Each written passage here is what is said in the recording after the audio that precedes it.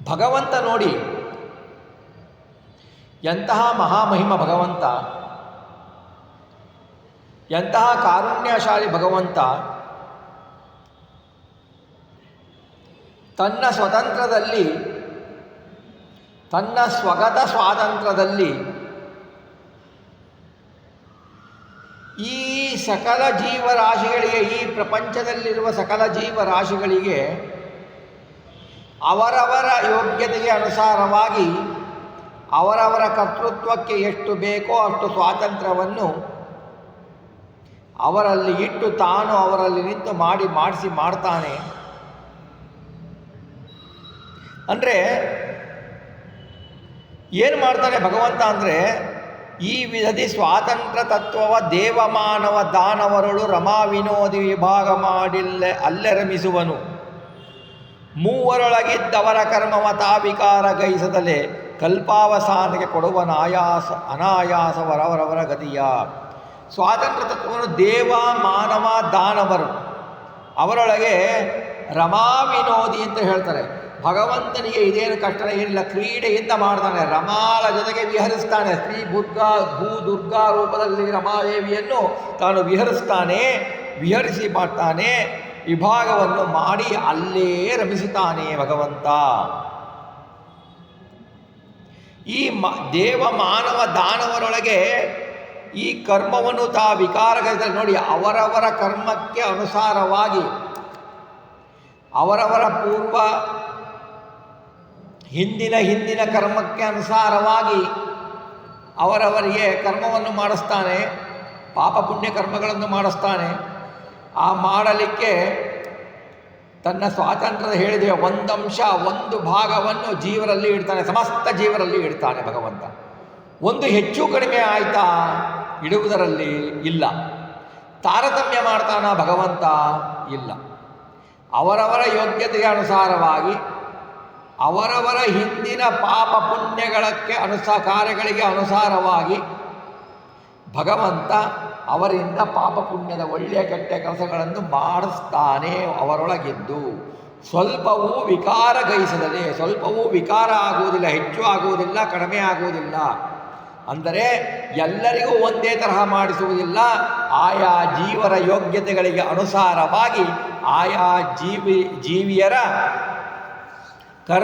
ಕರ್ಮಕ್ಕೆ ಅನುಸಾರವಾಗಿ ಭಗವಂತ ಪಾಪ ಪುಣ್ಯಗಳನ್ನು ಅವರಿಂದ ಮಾಡಿಸ್ತಾನೆ. ಆ ಮಾಡಲಿಕ್ಕೆ ಕರ್ತೃತ್ವವನ್ನು ಭಗವಂತ ಕೊಡ್ತಾನೆ. ಆ ಕರ್ತೃತ್ವವನ್ನು ಕೊಟ್ಟರೂ ಸಹ ಅವೆಲ್ಲವೂ ಅವನ ಅಧೀನವಾಗಿಯೇ ಇರುತ್ತದೆ. ಆಮೇಲೆ ಆ ಕರ್ತೃತ್ವವನ್ನು ಭಗವಂತ ಆ ವಿಭಾಗವನ್ನು ಮಾಡಿಕೊಟ್ಟ ಅಂದರೆ ಭಗವಂತನಲ್ಲಿ ಆ ಸ್ವತಂತ್ರ ಕಡಿಮೆ ಆಗತ್ತಾ? ಇಲ್ಲ. ಭಗವಂತನಲ್ಲಿ ಎಂದಿಯೂ ಅದು ಕಡಿಮೆ ಆಗುವುದಿಲ್ಲ. ಇನ್ನೊಂದು ಏನಪ್ಪ ಅಂತಂದರೆ, ಭಗವಂತನ ಗುಣ ಬೇರೆ ಅಲ್ಲ, ಭಗವಂತ ಬೇರೆ ಅಲ್ಲ, ಶ್ರೀಹರಿ ಬೇರೆ ಅಲ್ಲ, ಶ್ರೀಹರಿಯ ಗುಣವೂ ಬೇರೆ ಅಲ್ಲ. ಅವನು ಸ್ವಾತಂತ್ರ್ಯ ರೂಪದಿಂದ ಎಲ್ಲೆಡೆ ಸಂಚರಿಸ್ತಾ ಇರ್ತಾನೆ. ಜಗತ್ತಿನಲ್ಲಿ ತ್ರಿವಿಧ ಜೀವರಲ್ಲಿ ಸಂಚರಿಸ್ತಾ ಇರ್ತಾನೆ. ದಾನವ ಮಾನವರಲ್ಲಿ ಸಂಚರಿಸ್ತಾ ಇರ್ತಾನೆ ಭಗವಂತ. ಹೇಗೆ ಮಾಡ್ತಾನೆ? ಅನಾಯಾಸವಾಗಿ. ಅವನಿಗೆ ಇಷ್ಟೆಲ್ಲ ಮಾಡಿದರೂ ಏನು ಆಯಾಸ ಆಯಿತಾ? ನಮಗೆ 4 ಕೆಲಸ ಮಾಡಿದರೆ ಆಯಾಸ ಆಗತ್ತೆ. ನಮಗೆ ಹೇಗಪ್ಪ ಅಂದರೆ, ಜಾಸ್ತಿ ಕೂತ್ಕೊಂಡ್ರೆ ಆಯಾಸ, ಜಾಸ್ತಿ ನಿಂತ್ಕೊಂಡ್ರೆ ಆಯಾಸ, ಜಾಸ್ತಿ ನಿದ್ದೆ ಮಾಡಿದರೆ ಆಯಾಸ, ಜಾಸ್ತಿ ನಿದ್ದೆಗೆಟ್ಟರೆ ಆಯಾಸ, ಜಾಸ್ತಿ ಊಟ ಮಾಡಿದರೆ ಆಯಾಸ, ಜಾಸ್ತಿ ಹಸುವೆಯಿಂದಾಗಿದ್ದರೆ ಆಯಾಸ, ಜಾಸ್ತಿ ಮಾತಾಡಿದರೆ ಆಯಾಸ, ಜಾಸ್ತಿ ಮೌನ ಆಗಿದ್ರೂ ಆಯಾಸ. ನಮ್ಮದು ಆಯಾಸಮಯ ಜೀವನ. ಏನು ಮಾಡಿದರೂ ಆಯಾಸ ನಮಗೆ. ಏನಪ್ಪ, ಯಾಕೆ ಹೀಗಿದೆಯಾ, ಯಾಕೆ ಆಯಾಸ ಆಯಿತಾ? ಸುಮ್ಮನೆ ಕುತ್ಕೊಂಡಿದ್ದಾರೆ, ಕುತ್ಕೊಂಡು ಸುಸ್ತಾಗ್ಬಿಟ್ಟಿದೆ. ಕೆಲಸ ಮಾಡಿ ಸುಸ್ತಾಗೋಗ್ಬಿಟ್ಟಿದೆ. ಮಲ್ಕೊಂಡು ಸುಸ್ತಾಗ್ಬಿಟ್ಟಿದೆ. ಹೀಗೆ ನಮ್ಮದು. ಭಗವಂತ ಇಷ್ಟೆಲ್ಲ ಕರ್ಮಗಳನ್ನು ನಮ್ಮಿಂದ ಮಾಡಿಸ್ತಾನಲ್ಲ, ಅವನಿಗೆ ಸುಸ್ತಾಯ್ತಾ? ಇಲ್ಲ. ಅನಾಯಾಸವಾಗಿ ಭಗವಂತ ಮಾಡ್ತಾನೆ. ರಮೆಯ ಜೊತೆಗೆ ಕ್ರೀಡಿಸಿಕೊಂಡು ಮಾಡ್ತಾನೆ. ಅವರವರ ಗತಿಯನ್ನು, ಅವರವರ ಸ್ವರೂಪಗತಿಯನ್ನು ಅವರಿಗೆ ಕೊಡ್ತಾನೆ. ಕಲ್ಪಾವಸಾನ ಕಾಲದಲ್ಲಿ ಜನ್ಮರಹಿತರನ್ನಾಗಿ ಮಾಡ್ತಾನೆ ಅಂತ ದಾಸವರೇಣ್ಯರು ಹೇಳ್ತಾರೆ.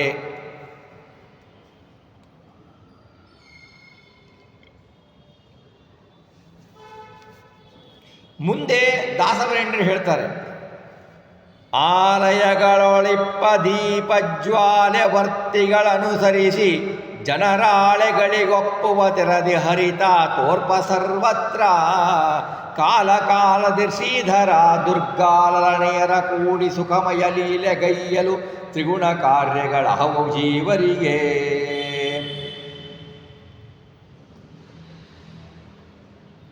ಉದಾಹರಣೆ ಕೊಡ್ತಾರೆ ನೋಡಿ.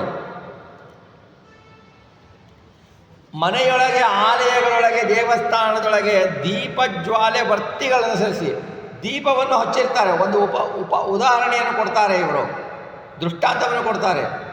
ದೀಪವನ್ನು ಹಚ್ಚುತ್ತಾರೆ, ಬತ್ತಿಗಳಲ್ಲಿ ದೀಪಗಳೊಂದಿಗೆ ಏನು ಇಟ್ಟಿರ್ತಿರೋ ದೀಪದ ಅಧಿಷ್ಠಾನಗಳಿರ್ತಾರೆ, ಅದರಲ್ಲಿ ಬತ್ತಿಗೆ ದೀಪವನ್ನು ಹಚ್ತಾರೆ. ಆ ದೀಪಗಳು ಹೇಗೆ ಉಳಿತಾವೆ? ದೀಪಗಳೊಳಗಿಪ್ಪ, ಆಲಯಗಳೊಳಗಿಪ್ಪ ದೀಪಜ್ವಾಲೆ ವರ್ತಿಗಳನ್ನು ಸರಿಸಿ ಆ ಬತ್ತಿಗಳಿಗೆ ಅನುಸಾರವಾಗಿ ದೀಪದ ಜ್ವಾಲೆ ಆಗತ್ತೆ ಅಲ್ವಾ. ಸ್ವಲ್ಪ ದಪ್ಪ ಬತ್ತಿ, ಸ್ವಲ್ಪ ಎತ್ತರ ಬತ್ತಿ ಇದ್ದರೆ ಜ್ವಾಲೆ ಚೆನ್ನಾಗಾಗತ್ತೆ. ಸ್ವಲ್ಪ ಸಣ್ಣ ಬತ್ತಿ ಇದ್ದು, ಚಿಕ್ಕ ತೆಳ್ಳಗಿನ ಬತ್ತಿ ಇದ್ದರೆ ದೀಪ ಜ್ವಾಲೆ ಕಡಿಮೆ ಉರಿಯತ್ತೆ ಅಲ್ವಾ. ದೀಪಕ್ಕೆ ಬತ್ತಿ ಕಡಿಮೆ ಇದ್ದಾಗ ಬೇಗ ನಂದು ಹೋಗುತ್ತೆ, ಬತ್ತಿ ಜಾಸ್ತಿ ಇದ್ದಾಗ ಜಾಸ್ತಿ ಹೊತ್ತು ಉರಿಯತ್ತೆ. ಹಾಗೆ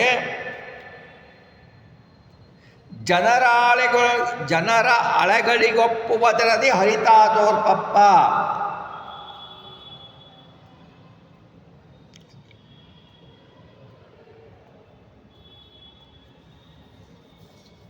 ಹಾಗೆ ಜನರಿಗೆ ಆಳೆಗಳಿಗೊಪ್ಪುವ ಅಂದರೆ ನೇತ್ರಗಳಿಗೆ ತೋರಿಸುತ್ತಾನೆ. ಅಂಧಕನಾದವನಿಗೆ ದೀಪ ಪ್ರಕಾಶ ಇದ್ದರೂ ದೀಪ ಪ್ರಕಾಶ ಕಾಣುವುದಿಲ್ಲ, ಅಂಧಕಾರವೇ ಇರುತ್ತದೆ. ಈ ಪ್ರಕಾರ ಅಂಧಕ ಅಲ್ಲದವನಿಗೆ ದೀಪ ತೋರ್ತದೆ. ಹರಿತ ಬಿಂಬರೂಪಿಯಾದವನು ಸರ್ವತ್ರ ವ್ಯಾಪ್ತನಾಗಿರ್ತಾನೆ, ಸರ್ವತ್ರ ತೋರ್ತಾನೆ. ಅಂದರೆ ಏನು? ಆ ಅಧಿಷ್ಠಾನಗಳಿಗೆ ತಕ್ಕ ಹಾಗೆ ಆ ಜ್ವಾಲೆ ಬೆಳಗತ್ತೆ. ಈಗ ನೋಡಿ, ಒಂದು ಹಣತೆಯಲ್ಲಿ ಒಂದು ದೀಪ ಹಾಕ್ತೀರಾ, ಒಂದು ಬತ್ತಿ ಹಾಕ್ತೀರಾ. ಆ ಬತ್ತಿಯಲ್ಲಿ ಸ್ವಲ್ಪ ಜಾಸ್ತಿ ಇರುತ್ತೆ ಅದರ ಬತ್ತಿ, ಹಾಗಾಗಿ ಅದು ಜಾಸ್ತಿ ಉರಿಯತ್ತೆ. ಕಡಿಮೆ ತೆಳ್ಳಗಿನ ಬತ್ತಿ ಇದ್ದರೆ ಕಡಿಮೆಯಾಗಿ ಜ್ವಾಲೆ ಬರುತ್ತೆ. ಹಾಗೆ ಏನಾಗುತ್ತೆ ಅಂದರೆ ಆಯಾ ಬತ್ತಿಗೆ ಅನುಗುಣವಾಗಿ, ಆಯಾ ಜೀವರುಗಳ ಯೋಗ್ಯತೆಗೆ ಅನುಗುಣವಾಗಿ ಪ್ರಕಾಶ ಆಗತ್ತೆ, ಜ್ಯೋತಿ ಆಗತ್ತೆ. ಹಾಗೆ ಹರಿ ಎಲ್ಲರೊಳಗೆ ಇರ್ತಾನೆ, ಅಂಧಕರಿಗೆ ತೋರೋದಿಲ್ಲ. ಅಂಧಕ ಆಗದಿರುವವನಿಗೆ ಅಂದರೆ ನೇತ್ರವಿರುವವನಿಗೆ ತೋರ್ತಾದೆ. ಹರಿ ಹೇಗಿರ್ತಾನೆ? ದೀಪ ಸದೃಶವಾಗಿ ಇರ್ತಾನೆ. ಆ ಬಿಂಬರೂಪಿ ಪರಮಾತ್ಮ ಅವರೊಳಗೆ ಇರ್ತಾನೆ. ದೀಪ ಇದ್ದಾಗ ಕತ್ತಲೆ ಹೋಗತ್ತೆ.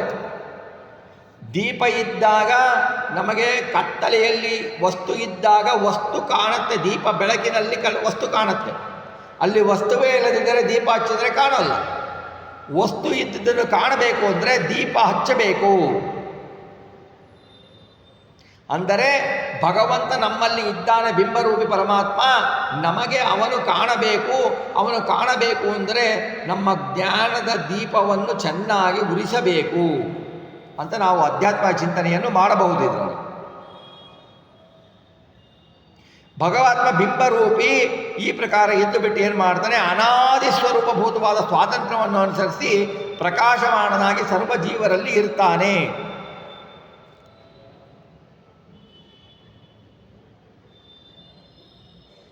ಅಂದರೆ ನೇತ್ರಗಳುಳ್ಳ ಅಂತಾರಲ್ಲ, ಏನು ನೇತ್ರ? ಸಾಮಾನ್ಯ ನೇತ್ರಕ್ಕೆ ಭಗವಂತ ಕಾಣೋಲ್ಲ. ಜ್ಞಾನ ನೇತ್ರಗಳಿರಬೇಕು, ಜ್ಞಾನವೆಂಬ ಕಣ್ಣು ಇರಬೇಕು. ಜ್ಞಾನವೆಂಬ ಕಣ್ಣು ಉಳ್ಳ ಅಧಿಕಾರಿಗೆ ಪ್ರತ್ಯಕ್ಷನಾಗಿ ಕಣ್ಣಿಗೆ ಭಗವಂತ ಕಾಣ್ತಾನೆ. ಅಪರೋಕ್ಷದಿಂದ ದರ್ಶನವನ್ನು ಕೊಡ್ತಾನೆ ಭಗವಂತ. ನಮಗೇನಾಗಿದೆ? ನಮ್ಮ ಕಣ್ಣು ಕಾಣೋದಿಲ್ಲ, ಹೊರಗಿನ ಕಣ್ಣು ಕಾಣುತ್ತೆ. ಆದರೆ ಭಗವಂತನನ್ನು ಕಾಣಲು ಒಣಗಣ್ಣು ಬೇಕು, ಒಳಗಣ್ಣು ಬೇಕು. ಭಗವಂತನನ್ನು ಕಾಣಲಿಕ್ಕೆ ಒಳಗಣ್ಣಿನಿಂದ ನೋಡೋ ಹರಿಯ ಅಂತಾರಲ್ವ ದಾಸರು. ಹೊಸ ಕಣ್ಣು ಎನಗೆ ಹಚ್ಚಲಿಬೇಕು ಜಗದಂಬ ಅಂತಾರೆ ದಾಸರು ಅಲ್ವಾ. ಈ ಕಣ್ಣಿನಿಂದ ಭಗವಂತನನ್ನು ನೋಡೋದು ಸಾಧ್ಯ ಇಲ್ಲ, ಒಳಗಣ್ಣಿನಿಂದ ನೋಡಬೇಕು. ಒಳಗಣ್ಣು ಯಾವಾಗ ತೆರೆದುಕೊಳ್ಳುತ್ತದೆ? ಒಳಗಣ್ಣು ಯಾವಾಗ ತೆರೆದುಕೊಳ್ಳುತ್ತದೆ ಎಂದರೆ ಜ್ಞಾನವನ್ನು ತುಂಬಿಕೊಂಡು ಭಗವಂತನ ಗುಣಗಳ ಚಿಂತನೆಯನ್ನು ಮಾಡಿ ಅದರ ಮುಖಾಂತರ ಭಗವಂತನ ಮಹಿಮೆಯನ್ನು ವರ್ಣಿಸತೊಡಗಿದರೆ ನಮ್ಮ ಜ್ಞಾನವೆಂಬ ಕಣ್ಣು ನಮ್ಮ ಯೋಗ್ಯತೆಗೆ ಅನುಸಾರವಾಗಿ ಪ್ರಕಾಶವಾಗಿ ಅದಕ್ಕೆ ಅನುಗುಣವಾಗಿ ಭಗವಂತ ಪ್ರಕಾಶನಾಗಿ ತೋರ್ತಾನೆ. ಅದನ್ನು ನಾವು ಕಾಣ್ತೀವಿ. ಅದು ಅಪರೋಕ್ಷ ಅಂತಾರೆ.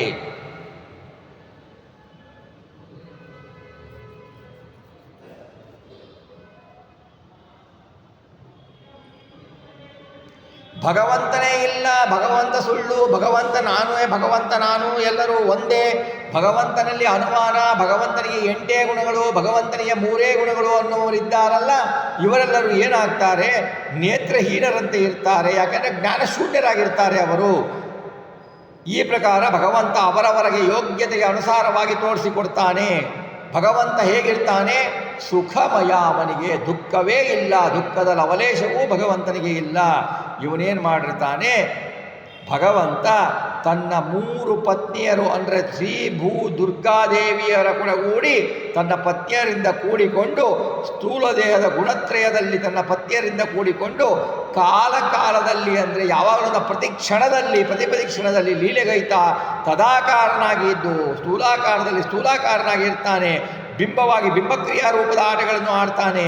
ಜೀವರಿಗೆ ಪ್ರಾಣಿಗಳಿಗೆ ತ್ರಿಗುಣ ಕಾರ್ಯಗಳು, ತ್ರಿಗುಣಜನಿತ ಕಾರ್ಯರೂಪವಾದ ಕರ್ಮಗಳು ದೇಹದ ಇಂದ್ರಿಯಗಳಿಂದ ಆಗುತ್ತದೆ. ಅಪರೋಕ್ಷ ವ್ಯತಿರಿಕ್ತ ಈ ನಿಯಮ ತ್ರಿವಿಧ ಜನರಿಗೆ ಒಂದೇ ಪ್ರಕಾರವೂ ನ್ಯೂನಾಧಿಕ್ಯವಿಲ್ಲ. ಅವರಿಗೆ ನ್ಯೂನ ಆಧಿಕ್ಯ ಇಲ್ಲ. ಅವರವರ ಯೋಗ್ಯತೆಗೆ ಅನುಸಾರವಾಗಿ ಅವರವರ ಕರ್ಮಗಳನ್ನು ಭಗವಂತ ಮಾಡಿಸ್ತಾನೆ ಅನ್ನೋದನ್ನು ಬಹಳ ಅದ್ಭುತವಾಗಿ ಇಲ್ಲಿ ವರ್ಣನೆ ಮಾಡಿದ್ದಾರೆ.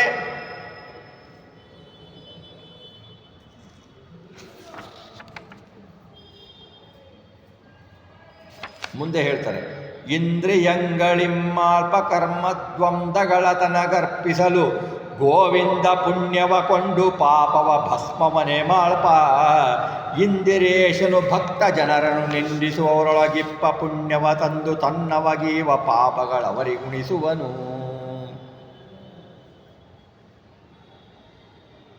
ಭಗವಂತನಿಗೆ ನಾವು ಮಾಡುವ 2 ವಿಧವಾದ ಕರ್ಮಗಳು, ಪುಣ್ಯ ಪಾಪದ ಕರ್ಮಗಳನ್ನು, ದ್ವಂದ್ವ ಕರ್ಮಗಳನ್ನು ಭಗವಂತನಿಗೆ ಅರ್ಪಿಸಬೇಕು ಅಂತ ದಾಸವರೇಣ್ಯರು ಹೇಳ್ತಾರೆ. ಎಲ್ಲ ಶಾಸ್ತ್ರದಲ್ಲೂ ಹೇಳ್ತಾರೆ, ನಮ್ಮ ಎಲ್ಲ ಕರ್ಮವನ್ನು ಭಗವಂತನಿಗೆ ಅರ್ಪಿಸಬೇಕು.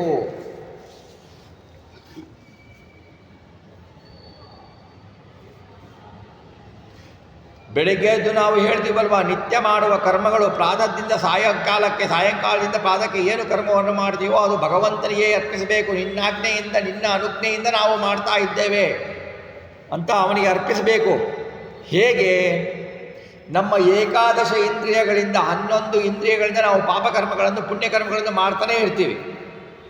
ನೋಡುವ ಭಗವಂತನ ಮೂರ್ತಿಯನ್ನು ನೋಡ್ತೇವೆ, ಭಗವಂತನ ರೂಪದ ಮೂರ್ತಿಯನ್ನು ನೋಡ್ತೇವೆ, ಭಗವಂತನ ಭಕ್ತರನ್ನು ನೋಡ್ತೇವೆ. ಭಗವಂತನ ಭಕ್ತರನ್ನು ನೋಡಿ ಪುಣ್ಯ ಮಾಡ್ತೇವೆ, ನೋಡಬಾರದ್ದನ್ನು ನೋಡಿ ಪಾಪವನ್ನು ಗಳಿಸ್ತೇವೆ. ಭಗವಂತನ ಗುಣಗಾನವನ್ನು ಮಾಡಿ ಪುಣ್ಯವನ್ನು ಗಳಿಸ್ತೇವೆ. ಭಗವಂತನಲ್ಲದೆ ಕ್ಷುಲ್ಲ ಮಾನವರ ಗುಣಗಾನ ಮಾಡಿ ಪಾಪವನ್ನು ಗಳಿಸ್ತೇವೆ. ಭಗವಂತನ ಕಥೆಯನ್ನು ಕೇಳಿ ಪುಣ್ಯವನ್ನು ಗಳಿಸ್ತೇವೆ. ಗ್ರಾಮ್ಯ ಗೀತೆಗಳನ್ನು, ಭಗವಂತನದೇ ಲೌಕಿಕ ಹರಟೆಗಳನ್ನು ಆಡಿ ಮನೆಯ ಕಥೆಗಳನ್ನು ಕೇಳಿ ಪಾಪವನ್ನು ಗಳಿಸ್ತೇವೆ. ಭಗವಂತನ ಪ್ರತಿಮೆಗಳಿರುವ ಪ್ರತಿಷ್ಠಿತವಾದ ಭಗವಂತನ ಎಲ್ಲಿ ನೆಲೆಸಿದ್ದಾನೋ ಆ ಕ್ಷೇತ್ರಗಳಿಗೆ ಹೋಗಿ ಪಾದದಿಂದ ಹೋಗಿ ಪುಣ್ಯವನ್ನು ಗಳಿಸ್ತೇವೆ. ಹೋಗಬಾರದ ಜಾಗಕ್ಕೆ ಹೋಗಿ ಪಾಪವನ್ನು ಗಳಿಸ್ತೇವೆ. ಭಗವಂತನಿಗೆ ಕೈ ಮುಗಿದು, ಭಗವಂತನ ಭಕ್ತರಿಗೆ ಕೈ ಮುಗಿದು ನಮಸ್ಕಾರ ಮಾಡಿ ಪುಣ್ಯವನ್ನು ಗಳಿಸ್ತೇವೆ. ಕ್ಷುಲ್ಲ ಮಾನವರಿಗೆ ಕೈ ಮುಗಿದು, ಭಗವದ್ವೇಷಿಗಳಿಗೆ ಕೈ ಮುಗಿದು, ಭಗವದ್ವೇಷಿಗಳಿಗೆ ನಮಸ್ಕಾರ ಮಾಡಿ ಹೊಟ್ಟೆಯ ಜೀವನಕ್ಕಾಗಿ, ನಮ್ಮ ಜೀವನಕ್ಕಾಗಿ ದಾಸರು ಹೇಳ್ತಾರಲ್ವ, ಏನು ಹೇಳ್ತಾರೆ ಅವರು ದಾಸರು? ನಾಯಿಯಂತೆ ಪರರ ಮನೆಯನ್ನು ಕಾಯ್ದೆ ಕೂಳಿಗೆ ಅಂತ ಹೇಳ್ತಾರೆ. ನಾವು ಭಗವಂತನ ಮೇಲೆ ನಂಬಿಕೆ ಇಲ್ಲದೆ ಯಾರನ್ನು ಹೊಗಳಬೇಕೋ ಅವರನ್ನು ಹೊಗಳಲ್ಲ, ಯಾರನ್ನು ಕೇಳಬೇಕೋ ಅವರನ್ನು ಕೇಳಲ್ಲ. ಬೇಡಿದರೆ ಎನ್ನೊಡೆಯನ ಬೇಡುವೆ ಅಂತ ದಾಸರು ಹೇಳ್ತಾರೆ. ನಾವು ಏನು ಮಾಡ್ತೀವಿ? ಯಾರಿಗೋ ನಮಸ್ಕಾರ ಮಾಡ್ತೀವಿ, ಯಾರಿಗೋ ಕೈ ಮುಗಿತೀವಿ, ನೀನೇ ದೇವರು ಅಂತೀವಿ. ಹಾಗೆ ಅಂದು ಪಾಪವನ್ನು ಗಳಿಸ್ತೇವೆ.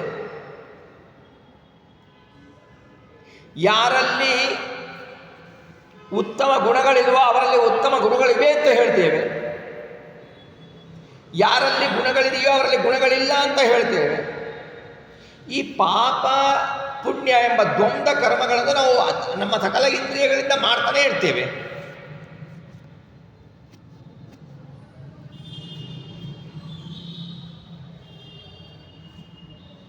ಅದನ್ನು ನಾವು ಭಗವಂತನಿಗೆ ಅರ್ಪಿಸಬೇಕು.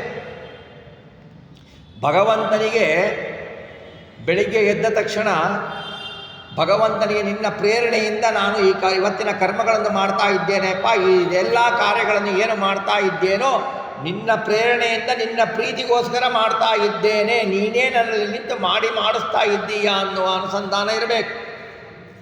ಮಲಗುವಾಗ ಕರ್ಮ ಸಮರ್ಪಣೆ ಹೇಗಿರಬೇಕು? ಅಲ್ಲ ಆಚಾರ್ಯ, ಪುಣ್ಯಕರ್ಮಗಳನ್ನೇನೋ ಭಗವಂತನಿಗೆ ಮಾಡ್ತೀವಿ, ಪಾಪಗಳನ್ನು ಭಗವಂತನಿಗೆ ಮಾಡಬೇಕಾ? ಪಾಪಕರ್ಮಗಳನ್ನು ಭಗವಂತನಿಗೆ ಅರ್ಪಿಸಬೇಕು, ಅರ್ಪಿಸುವ ವಿಧಾನ ಬೇರೆ ಅಷ್ಟೆ. ಪಾಪಕರ್ಮಗಳು ಕೂಡ ಭಗವಂತ ನಮ್ಮಲ್ಲಿ ನಿಂತು ತತ್ವಾಭಿಮಾನಿ ದೇವತೆಗಳು ದೈತ್ಯರ ದ್ವಾರ ನಮ್ಮ ಕರ್ಮಕ್ಕೆ ಅನುಸಾರವಾಗಿ ನಮ್ಮಿಂದ ಮಾಡಿಸ್ತಾನೆ ಭಗವಂತ. ಆವಾಗ ಭಗವಂತನಿಗೆ ಅರ್ಪಿಸಬೇಕಾದ್ರೆ, ನೋಡಪ್ಪ ಭಗವಂತ, ನಾನು ಪಾಪಕರ್ಮಗಳನ್ನು ಮಾಡಿದ್ದೇನೆ, ನನ್ನ ಪೂರ್ವ ಕರ್ಮಕ್ಕೆ ಅನುಸಾರವಾಗಿ ನೀನು ಪೂರ್ವಜನ್ಮದ ಕರ್ಮಕ್ಕೆ ಅನುಸಾರವಾಗಿ ನೀನು ಮಾಡಿಸಿದ್ದೀಯಾ, ನಾನು ಮಾಡಿದ್ದೇನೆ. ಈ ಕರ್ಮವನ್ನು ನನಗೆ, ಈ ಕರ್ಮದಲ್ಲಿರುವ ನಿನ್ನ ರೂಪವನ್ನು ನಿನಗೆ ಅರ್ಪಿಸ್ತಾ ಇದ್ದೇನೆ. ನೋಡಿ, ಪ್ರತಿಯೊಂದರಲ್ಲೂ ಭಗವಂತ ಇದ್ದಾನೆ, ಪ್ರತಿಯೊಂದು ಕರ್ಮದಲ್ಲಿಯೂ ಭಗವಂತ ಇದ್ದಾನೆ. ಆಯಾ ಕರ್ಮಗಳ ರೂಪದಿಂದ ಇದ್ದಾನೆ, ಆಯಾ ಕರ್ಮಗಳ ರೂಪ ನೇಮದಿಂದ ಕರೆಸಿಕೊಳ್ಳುತ್ತಿದ್ದಾನೆ, ಹೆಸರಿಂದ ಕರೆಸಿಕೊಳ್ತಾನೆ.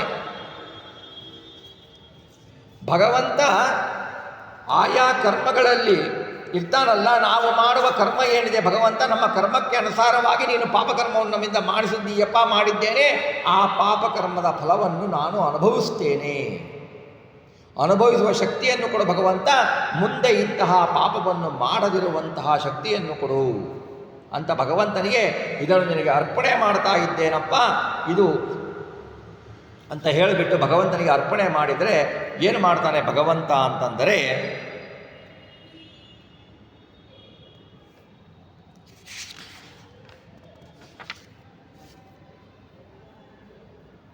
ಅವರ ಪುಣ್ಯಗಳನ್ನು ಅವರಿಗೆ ಕೊಡ್ತಾನೆ, ಪಾಪಕರ್ಮಗಳನ್ನು ಭಸ್ಮ ಮಾಡ್ತಾನೆ, ಅವರವರ ಯೋಗ್ಯತೆ ಅನುಸಾರವಾಗಿ ಭಸ್ಮ ಮಾಡ್ತಾನೆ. ಕೆಲವರಿಗೆ ಅವರ ಭಕ್ತರು ಬಹಳ ನಿಷ್ಕಲ್ಮಶ ಭಕ್ತರಿದ್ದರಂದರೆ ಅವರಿಗೆ ಸ್ವಲ್ಪ ಪಾಪವನ್ನು ಕೊಟ್ಟು ಬಿಟ್ಟು ಅಧಿಕ ಪಾಪವನ್ನು ತೆಗೆದು ಬಿಡ್ತಾನೆ.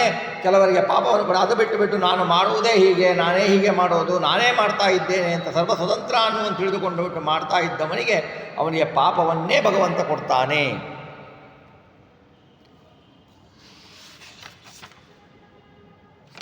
ಆಮೇಲೆ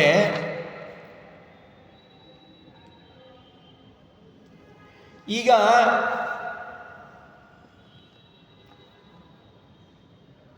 ಪಾಪಕರ್ಮವನ್ನು ಭಗವಂತನಿಗೆ ಅರ್ಪಿಸಿದರು, ಪುಣ್ಯಕರ್ಮವನ್ನು ಅರ್ಪಿಸಿದರು. ಆದರೆ ಭಗವಂತನ ಭಕ್ತರನ್ನು ನಿಂದಿಸ್ತಾರೆ, ಭಗವಂತನ ಭಕ್ತರನ್ನು ನಿಂದಿಸ್ತಾರೆ. ಭಗವಂತನ ಭಕ್ತರನ್ನು ನಿಂದಿಸುವವರಿಗೆ ಏನು ಮಾಡ್ತಾನೆ ಭಗವಂತ ಅಂತ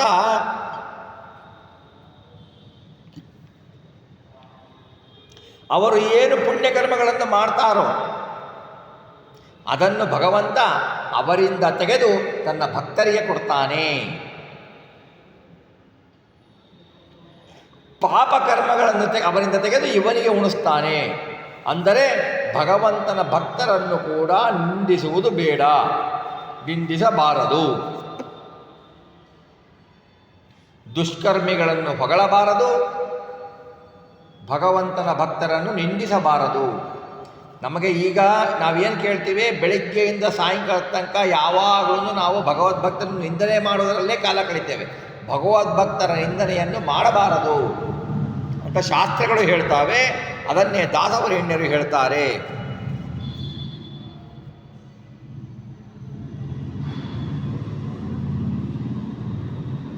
ಮುಂದೆ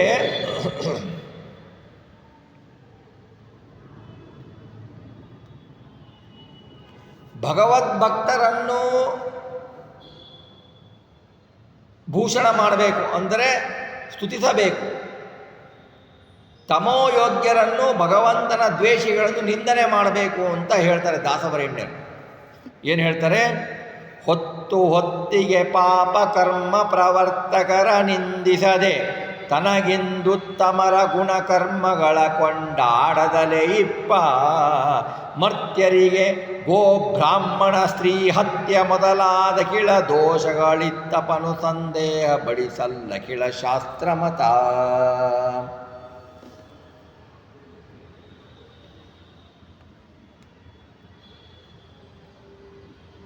ಪಾಪಕರ್ಮ ಪ್ರವರ್ತಕರ ಹೊತ್ತು ಹೊತ್ತಿಗೆ ಪ್ರತಿಕ್ಷಣ ಪ್ರತಿದಿನ ಪ್ರತಿ ವರ್ಷ ಪ್ರತಿ ಕಾಲ ಯಾವಾಗಲೂ ಪಾಪಕರ್ಮವನ್ನೇ ಪ್ರವರ್ತನೆ ಮಾಡ್ತಾ ಇರ್ತಾರಲ್ಲ ಅಂತಹ ಭಗವಂತನ ದ್ವೇಷಿಗಳನ್ನು ನಿಂದಿಸಬೇಕು. ಯಾರು ಅವರು ಭಗವಂತನ ದ್ವೇಷಿಗಳು? ಭಗವಂತನನ್ನು ಬಿಟ್ಟು ಬೇರೆಯವರನ್ನು ಸ್ವತಂತ್ರ ಅನ್ನುವುದು, ನಾನೇ ಬ್ರಹ್ಮ ಅನ್ನುವುದು, ಜಗತ್ತೇ ಮಿಥ್ಯಾ ಅನ್ನುವುದು, ಪರಮಾತ್ಮ ಸರ್ವೋತ್ತಮನಲ್ಲ ಎನ್ನುವುದು, ಪರಮಾತ್ಮನಲ್ಲಿ ಗುಣವೇ ಇಲ್ಲ ಎನ್ನುವುದು, ಪರಮಾತ್ಮನು ನಮ್ಮ ಹಾಗೆಯೇ ಎನ್ನುವುದು, ಪರಮಾತ್ಮನ ಗುಣಕ್ಕೂ ಪರಮಾತ್ಮನಿಗೂ ವ್ಯತ್ಯಾಸ ಕಲ್ಪಿಸುವುದು, ಪರಮಾತ್ಮನ ರೂಪಕ್ಕೂ ಪರಮಾತ್ಮನಿಗೂ ಭೇದವನ್ನು ಕಲ್ಪಿಸುವುದು, ಪರಮಾತ್ಮ ಸರ್ವೋತ್ತಮನಲ್ಲ, ಅವನು ನಮ್ಮ ನಿಮ್ಮ ಹಾಗೆ ಅಂತ ತಿಳಿದುಕೊಳ್ಳುವುದು. ಇವರು ಮಾಡಿದ ಪಾಪಕರ್ಮ ಏನಿದೆ, ಈ ಎರಡು ವಿಧವಾದ ಪಾಪಕರ್ಮದಲ್ಲಿ ಪ್ರವರ್ತಕರಾದ ತಮೋಯೋಗ್ಯರಾದ ನಿತ್ಯ ಸಂಸಾರಿಗಳು ಪ್ರತಿ ಕ್ಷಣದಲ್ಲಿ ಪಾಪ ಮಾಡ್ತಾ ಇರ್ತಾರ್ರಿ.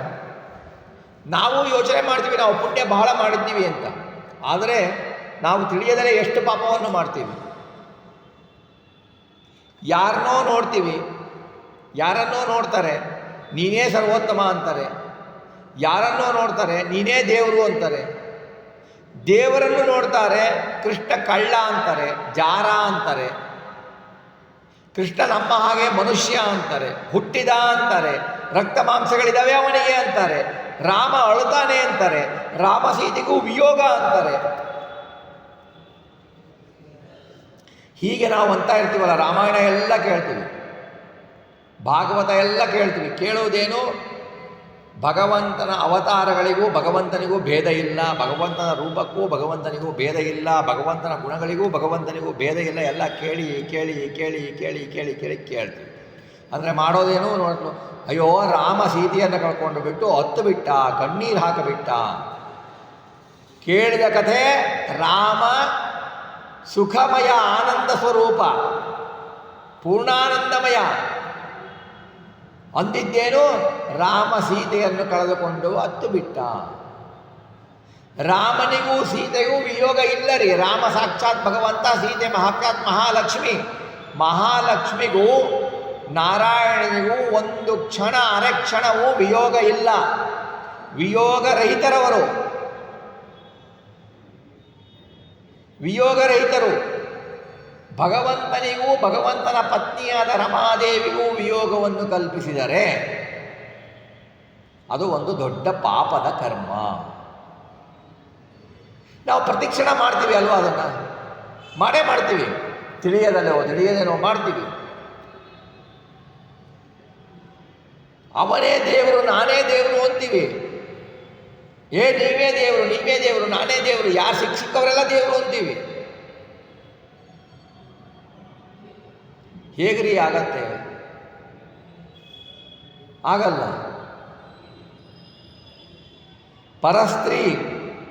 ಪರಸ್ತ್ರೀಯನ್ನು ನೋಡ್ತೇವೆ, ಪರಸ್ತ್ರೀಯರ ಕಡೆ ಮನ ಹೋಗುತ್ತೆ. ಪರಸ್ತ್ರೀ ಅಂದರೆ ಯಾರು? ಒಂದು ಅರ್ಥ ಬೇರೆ ಮಹಿಳೆಯರು ಅನ್ಕೋಬಹುದು, ಆದರೆ ಪರ ಅಂದರೆ ಏನು? ಶ್ರೇಷ್ಠನಾದವನು. ವ್ಯಾಕರಣ ಬಿಡಿ, ಪರತಮ ಪರತರ ಅವೆಲ್ಲ ಬಿಟ್ಬಿಡಿ. ಪರ ಅಂದರೆ ಶ್ರೇಷ್ಠ. ಶ್ರೇಷ್ಠನಾದವನು ಯಾರು? ಎಲ್ಲರಿಗಿಂತ ಶ್ರೇಷ್ಠ ಭಗವಂತ.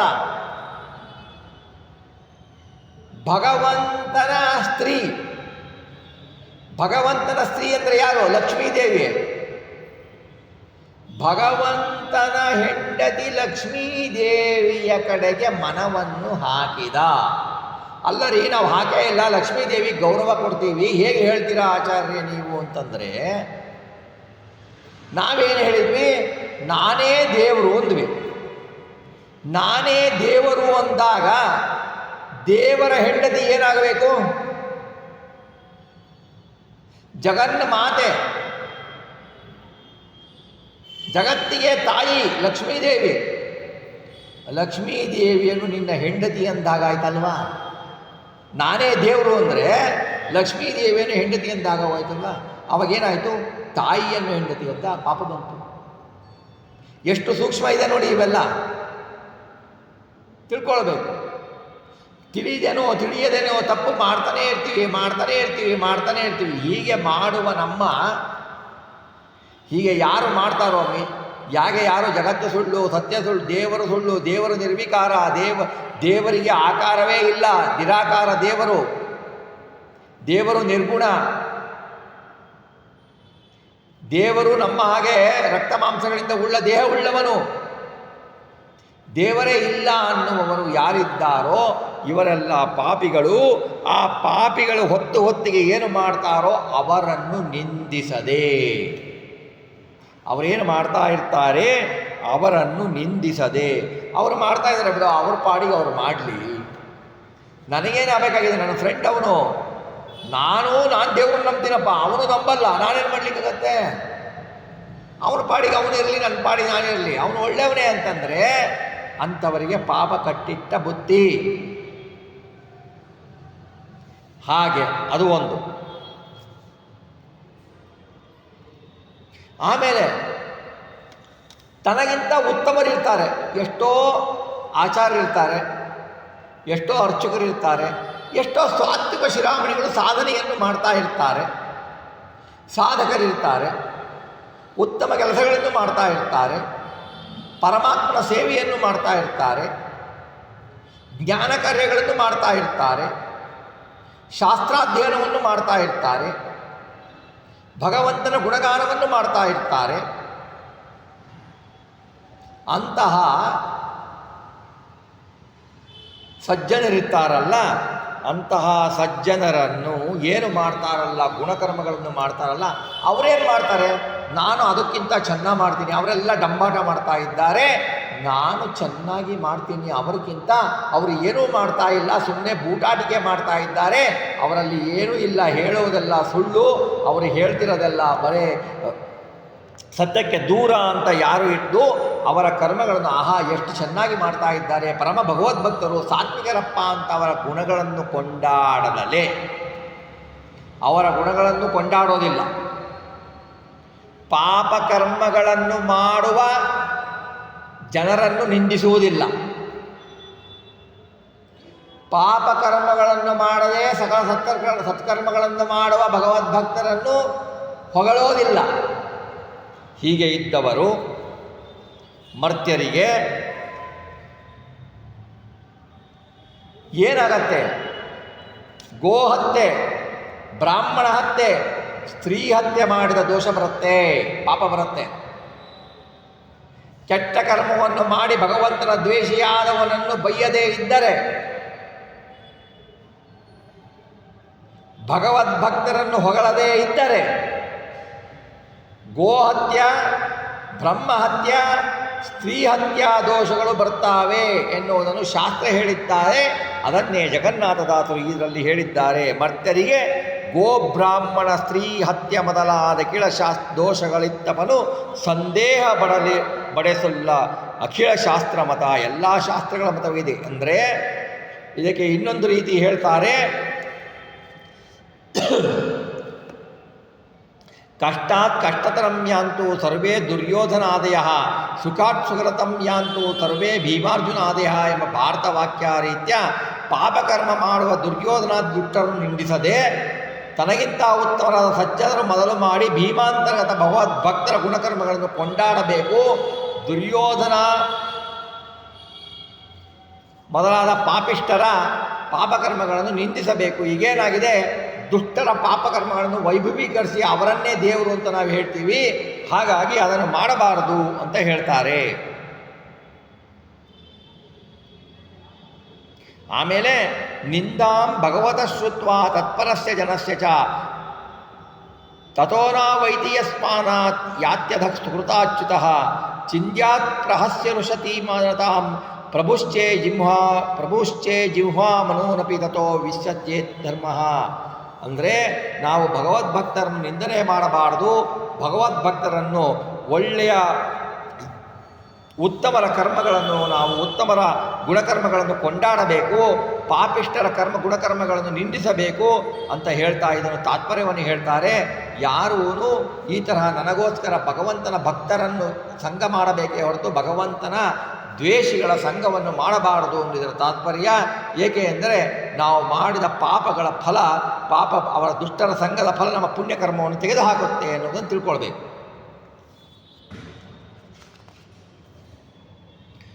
ಮುಂದೆ ಹೇಳ್ತಾರೆ, ತನ್ನ ಸ್ವಾತಂತ್ರ್ಯತ್ರಯ ಗುಣಗಳ ಹಿರಣ್ಯ ಗರ್ಭಾದ್ಯರಿಗೆ ಕಲಿಮುಖ ದಾನವರ ಸಂತತಿಗೆ ಅವರಧಿಕಾರಕ್ಕನುಸರಿಸಿ ಪುಣ್ಯ ಪಾಪಗಳೀವ ಭೂಕಾರಣ್ಯ ಸಾಗರ ನಲ್ಪ ಶಕ್ತಿಗಳುಣ್ಣಲರಿಯದೇ ಇರಲು ಉಣುಗಳಿಸಿದನು ಸರ್ವರಿಗೆ. ಅಂದರೆ ನೋಡಿ, ಜೀವ ಪರಮಾಣು, ಜೀವಾಣು ಬಹಳ ಚಿಕ್ಕದು, ಜೀವನ ಸೈಜು ಕೇಳಿದ್ದೇವೆ ನಾವು. ಅಸ್ವಾತಂತ್ರ್ಯ ಜೀವ, ಅವನಿಗೆ ಏನು ಪಾಪ ಪುಣ್ಯದ ಫಲ ಉಣ್ಲಿಕ್ಕೂ ಶಕ್ತಿ ಇಲ್ಲ. ಅಂತ ಅಸ್ವಾತಂತ್ರ್ಯರಾದ ಜೀವರಿಗೆ ಭಗವಂತ ತನ್ನ ಸ್ವಾತಂತ್ರ್ಯದ ಮುಖಾಂತರ ಪ್ರಾಕೃತ ಗುಣಜನಿತ ಪಾಪ ಪುಣ್ಯ ಫಲ ಭೋಜನ ಮಾಡಲಿಕ್ಕೆ ಕಲಿಸ್ತಾನೆ ಭಗವಂತ. ಊಟ ಮಾಡಲಿಕ್ಕೂ ನಮಗೆ ಗೊತ್ತಿಲ್ಲ. ನಾವು ಮಾಡಿದ ಕರ್ಮವನ್ನು ಅನುಭವಿಸಲು ನಾವು ಅಶಕ್ತರು. ನೋಡಲಿಕ್ಕೆ ನಾವು ಶಕ್ತರು ಅಂತ ನಾವು ಹೇಳ್ಕೊಳ್ತೀವಿ. ಆದರೆ ನಮ್ಮ ಕರ್ಮಗಳ ಫಲವನ್ನು ಉಣ್ಣಲು ನಾವು ಅಶಕ್ತರು. ನಮಗೆ ಕಲಿಸುವವನು ಭಗವಂತ ಅಂತ ಹೇಳ್ತಾರೆ.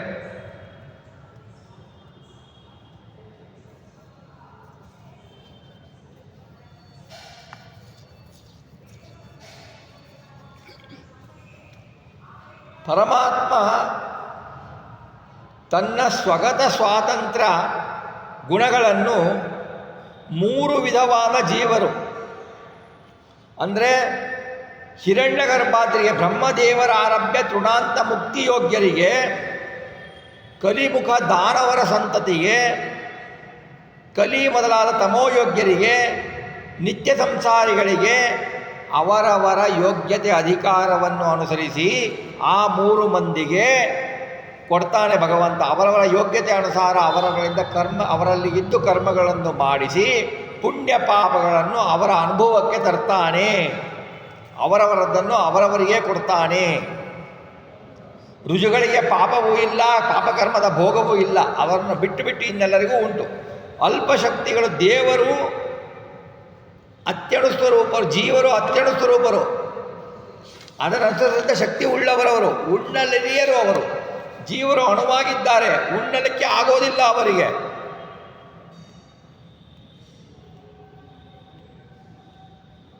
ಅಂತಹ ಜೀವರ ಮೇಲೆ ಭಗವಂತನ ಕಾರುಣ್ಯ ನೋಡಿ ಎಷ್ಟಿದೆ.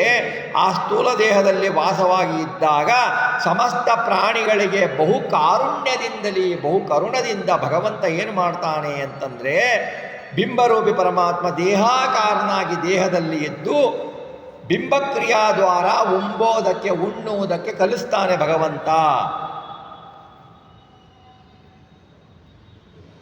ಅಂದರೆ ಇಲ್ಲಿ ವಿಶೇಷಾರ್ಥವನ್ನು ನಾವು ತಿಳಿದುಕೊಳ್ಬೇಕು. ಜೀವರ ಅನಾದಿ ಕರ್ಮವನ್ನು ಅನುಸರಿಸಿ ಬಂದ ಸಂಚಿತ ಆಗಾಮಿ ಕರ್ಮಗಳ ಸಾಧನೆ ಪೂರ್ತಿ ಆಗುವವರೆಗೂ ಭಗವಂತ ಉಣಿಸ್ತಾನೆ. ಅಪರೋಕ್ಷದಿಂದ ಸಂಚಿತ ಕರ್ಮ ನಾಶ, ಆಗಾಮಿ ನಿರ್ಲಿಪ್ತವನ್ನು ಮಾಡಿ ಪ್ರಾರಬ್ಧ ಕರ್ಮ ಸಂಪೂರ್ಣವಾಗಿ ಉಣಿಸಿದ ನಂತರ ಮೋಕ್ಷವನ್ನು ಭಗವಂತ ಅವರಿಗೆ ಕೊಡ್ತಾನೆ.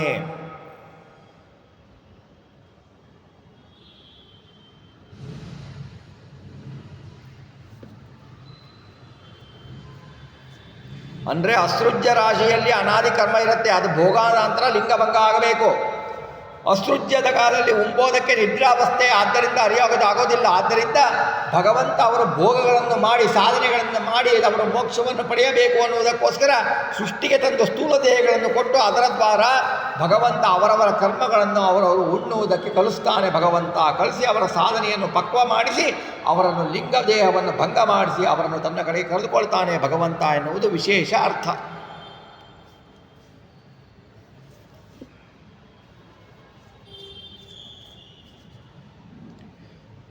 ಮುಂದೆ ಹೇಳ್ತಾರೆ ದಾಸವರೇಣ್ಯರು, ಸತ್ಯ ವಿಕ್ರಮ ಪುಣ್ಯ ಪಾಪವ ಸಮಸ್ತರಿಗೆ ಕೊಡಲೋ ಸುಗದಿ 40 ಭಾಗವ ಮಾಡಿ ಲೇಷಾಂಶವನು ಜನಕೀವ ಅತ್ಯಲ್ಪ ಪರಮಾಣುವಿಗೆ ಸಾಮರ್ಥ್ಯವನ್ನು ತಾ ಕೊಟ್ಟು ಸ್ಥೂಲ ಪದಾರ್ಥಗಳ ಉಂಡುಣಿಪ ಸರ್ವದ ಸರ್ವಜೀವರಿಗೆ. ಜೀವರು ಮಾಡತಕ್ಕ ಪುಣ್ಯ ಪಾಪಗಳಿಗೆ ಜೀವನ ಭಾಗ, ಜೀವಗೆ ಭೋಗ ಎಷ್ಟು ಅಂತ ಇದರಲ್ಲಿ ಹೇಳ್ತಾರೆ. ಸತ್ಯ ವಿಕ್ರಮ ಪರಮಾತ್ಮ ಅನಾದಿ ಅನಂತ ಕಾಲಕ್ಕೂ ಅವನ ಅನ್ಯಾಧೀನವಲ್ಲ. ಅವನು ಸತ್ಯವಾದ ಅಸದೃಶವಾದ ಪರಾಕ್ರಮ, ಅದು ಯಾರ ಅಧೀನವೂ ಇಲ್ಲದ ಪರಾಕ್ರಮ, ಸತ್ಯವಾದ ಪರಾಕ್ರಮ, ನಿತ್ಯ ವ್ಯಕ್ತಗಳಾಗಿರತಕ್ಕ ಶ್ರೀ ಪರಮಾತ್ಮ ಪುಣ್ಯ ಪಾಪವನ್ನು ಅಂದರೆ ಆಯಾ ಜೀವರ ಅನಾದಿ ಕರ್ಮವನ್ನು ಅನುಸರಿಸಿ ಬಿಂಬಕ್ರಿಯಾದ್ವಾರ ಜೀವನಿಂದ ಸ್ಥೂಲ ದೇಹದ್ವಾರ ಅವರ ಏನು ಪುಣ್ಯ ಪಾಪಗಳನ್ನು ಮಾಡಿಸ್ತಾನೋ ಭಗವಂತ, ಆ ಪುಣ್ಯ ಪಾಪಗಳ ಸಮಸ್ತರಿಗೆ ಸಮಸ್ತ ಜೀವರಿಗೆ ಕೊಡುವುದಕ್ಕೋಸ್ಕರ ಏನು ಮಾಡ್ತಾನೆ ಭಗವಂತ?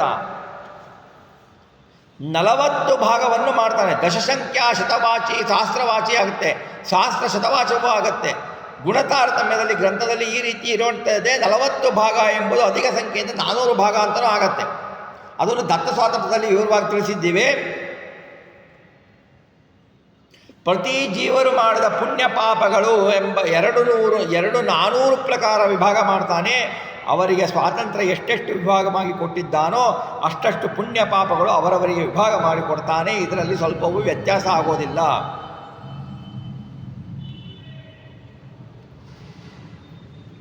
ಲೇಷಾಂಶವನು ಅಖಿಳ ಜೀವರಲ್ಲಿ ಒಂದು ಸ್ವಾತಂತ್ರ್ಯ ಗುಣ ಇಟ್ಟಿರ್ತಾನೆ ಭಗವಂತ. ಅಖಿಳ ಜೀವರಿಗೆ ಒಂದೇ ಸ್ವಾತಂತ್ರ್ಯ ಗುಣ.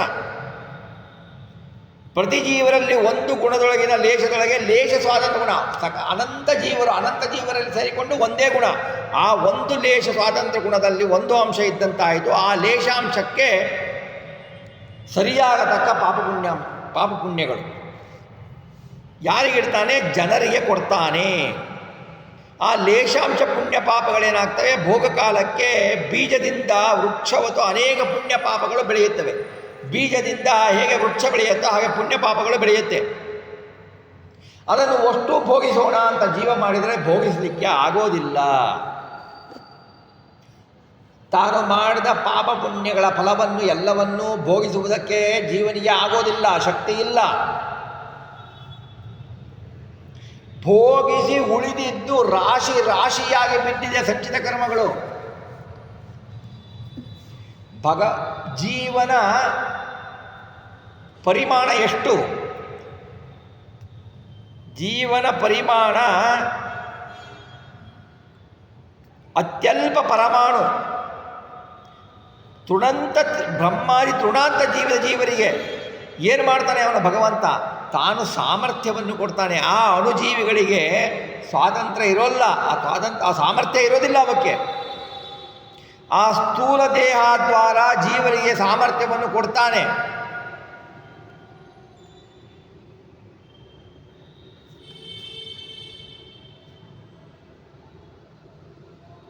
ಅಂದರೆ ಗಜಕ್ಕೆ ಇರುವೆ ಜನ್ಮ ಬಂದಾಗ ಸಾಮರ್ಥ್ಯ ಕಡಿಮೆ ಇರುತ್ತೆ, ಇರುವಿಗೆ ಗಜ ಜನ್ಮ ಬಂದಾಗ ಸಾಮರ್ಥ್ಯ ಅಧಿಕ ಇರುತ್ತೆ. ಇದು ಸ್ಥೂಲ ದೇಹದ ಸ್ಥೂಲ ದೇಹ ವಿವಕ್ಷದಿಂದ ಕೊಟ್ಟಿದ್ದು. ತದ್ವದು ಜೀವ ಪರಮಾಣು, ಜೀವನ ಪರಿಮಾಣ ಪರಮಾಣು. ಅವನಿಗೆ ಅಧಿಕ ಸಾಮರ್ಥ್ಯವನ್ನು ಕೊಡ್ತಾನೆ ನಿರಂತರದಲ್ಲಿ. ಸರ್ವಜೀವರಿಗೆ ಇವತ್ತೇ ಕೊಡ್ತಾನೆ, ನಾಳೆ ಕೊಡಂತ ಅಂತಲ್ಲ, ನಿರಂತರವಾಗಿ ಕೊಡ್ತಾ ಇರ್ತಾನೆ. ಸ್ಥೂಲ ದೇಹವನ್ನು ಯಾವ ಆಯಾ ಸ್ಥೂಲ ದೇಹಗಳನ್ನು ಕೊಟ್ಟಿರ್ತಾನೋ ಅಂತಹ ಜೀವರಿಗೆ ಸ್ಥೂಲ ಪದಾರ್ಥಗಳ ಆಯಾ ಸ್ಥೂಲ ದೇಹಕ್ಕೆ ಯೋಗ್ಯವಾದ ಭೋಜನ ಪದಾರ್ಥಗಳನ್ನು ಕೊಡ್ತಾನೆ. ಪಾಪ ಪುಣ್ಯಗಳನ್ನು ಉಂಡು ದೇಹಾಕಾರದ ಬಿಂಬರೂಪಿ ಪರಮಾತ್ಮ ಜೀವಭುಕ್ತ ಸ್ಥೂಲ ಪದಾರ್ಥಗಳಲ್ಲಿ ತದಾಕಾರನಾಗಿರ್ತಾನೆ. ಸ್ಥೂಲ ಪದಾರ್ಥಗಳಲ್ಲಿ ತದಾಕಾರನಾಗಿರ್ತಾನೆ. ಆ ಸ್ಥೂಲ ಪದಾರ್ಥಗಳ ಶಬ್ದದಿಂದ ವಾಚ್ಯನಾಗಿರ್ತಾನೆ. ಭಿನ್ನ ಭಿನ್ನ ಪದಾರ್ಥಗಳ ನಾಮದಿಂದಲೂ ವಾಚ್ಯನಾಗಿರ್ತಾನೆ ಭಗವಂತ. ಇದು ಇದ್ದು ತನ್ನ ಸ್ವಾಕ್ಯ ಸ್ಥೂಲ ಶಬ್ದ ವಾಚ್ಯ ಪದಾರ್ಥ ತನ್ನ ಸ್ವಾಕ್ಯ ರಸಗಳನ್ನು ತಾನು ತೆಗೆದುಕೊಳ್ತಾನೆ. ಆಮೇಲೆ ಸ್ಥೂಲ ದೇಹದಲ್ಲಿ ವ್ಯಾಪ್ತನಾದ ಜೀವನಿಗೆ ಸ್ಥೂಲ ದೇಹದ ಪ್ರಕಾರ ದ್ವಾರ ಉಣಿಸ್ತಾನೆ. ಅಂದರೆ ಜೀವನಿಗೆ ಉಪಚಯವಾಗುವ ಭಾಗ ಯಾವುದೂ ಇಲ್ಲ, ಎಲ್ಲ ದೇಹಕ್ಕೆ ಮಾತ್ರ.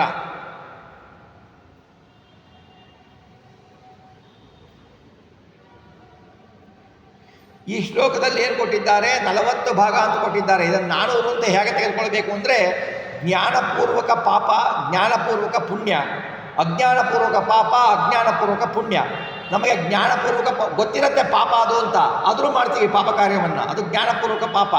ಜ್ಞಾನಪೂರ್ವಕ ಪುಣ್ಯ, ಜ್ಞಾನದಿಂದ ಒಳ್ಳೆಯ ಕಾರ್ಯವನ್ನು ಮಾಡ್ತೀವಿ, ಇದು ಒಳ್ಳೆಯ ಕಾರ್ಯ, ಭಗವಂತನ ಕಾರ್ಯ ಅಂತ, ಅದು ಪುಣ್ಯ. ಅಜ್ಞಾನಪೂರ್ವಕ ಪಾಪ, ನಮಗೆ ಗೊತ್ತಿಲ್ಲದೇ ಎಷ್ಟೋ ಪಾಪವನ್ನು ಮಾಡ್ತೀವಿ, ಅದು ಅಜ್ಞಾನ. ನಮಗೆ ಅಜ್ಞಾನಪೂರ್ವಕ ಪುಣ್ಯ, ಅದು ಒಳ್ಳೆಯದು ಅಂತ ಗೊತ್ತಿರಲ್ಲ, ಏನೋ ಮಾಡಿಬಿಡ್ತೀವಿ, ಪುಣ್ಯ ಬರುತ್ತೆ. ಅಂತೂ 4 ಈ ಜ್ಞಾನಾಜ್ಞಾನಪೂರ್ವಕ ಪಾಪ ಪುಣ್ಯಗಳು 10 ಇಂದ್ರಿಯಗಳಿಂದ ಮಾಡ್ತಾ ಇರ್ತೇವೆ. 40 ಆಯಿತು. ಆ ಒಂದರಲ್ಲಿ 10 ಪ್ರಕಾರ ಗುಣಿಸಿದರೆ 400 ಆಗತ್ತೆ. ಈ ಪ್ರಕಾರ ಸಮನ್ವಯ ಮಾಡಬೇಕು ಅಂತ ದಾಸವರೇಣ್ಯರು ತಿಳಿಸ್ತಾರೆ. ಮುಂದೆ ಹೇಳ್ತಾರೆ, ಇಷ್ಟೆಲ್ಲ ಮಾಡಿದ ಪಾಪ ಪರಮಾತ್ಮ, ಇಷ್ಟೆಲ್ಲ ಪರಮಾತ್ಮ ನಮ್ಮಲ್ಲಿ ಇದ್ದು ಮಾಡಿಸ್ತಾನಲ್ಲ, ಅವನಿಗೂ ಪಾಪ ಪುಣ್ಯದ ಲೇಪ ಇದೆ ಅಲ್ವಾ, ನಮ್ಮಲ್ಲಿ ಇದ್ದು ಮಾಡ್ತಾನಲ್ವಾ ಅಂತಂದರೆ ಹೇಳ್ತಾರೆ, ತಿಮಿರ ತರಣಿಗಳೇಕ ದೇಶದಿ ಸಮನ ಸಪ್ಪವೆಂದಿಗಾದರೂ ಭ್ರಮಣ ಚಳಿ ಬಿಸಿಲಂಜಿಕೆಗಳುಂಟೇನೋ ಪರ್ವತಕ್ಕೆ ಅಮಿತ ಜೀವರೊಳಿದ್ದು ಲಕುಮಿ ರಮಣ ವ್ಯಾಪಾರಗಳ ಮಾಡುವ ಕಮಲಪತ್ರ ಸರೋವರಗಳೊಳಿಪ್ಪತೆರನಂತೆ. ತಿಮಿರ ಅಂದರೆ ಅಂಧಕಾರ, ಕತ್ತಲೆ. ತರಣಿ ಸೂರ್ಯ. ಸೂರ್ಯ ಕತ್ತಲೆ ಎಂದಾದರೂ ಒಂದೇ ಜಾಗದಲ್ಲಿ ಇರುತ್ತಾ? ಸೂರ್ಯ ಇದ್ದರೆ ಕತ್ತಲೆ ಇರಲ್ಲ, ಕತ್ತಲೆ ಇದ್ದರೆ ಸೂರ್ಯ ಇರಲ್ಲ ಅಲ್ವಾ, ಒಂದೇ ಜಾಗದಲ್ಲಿ ಇರಲ್ಲ.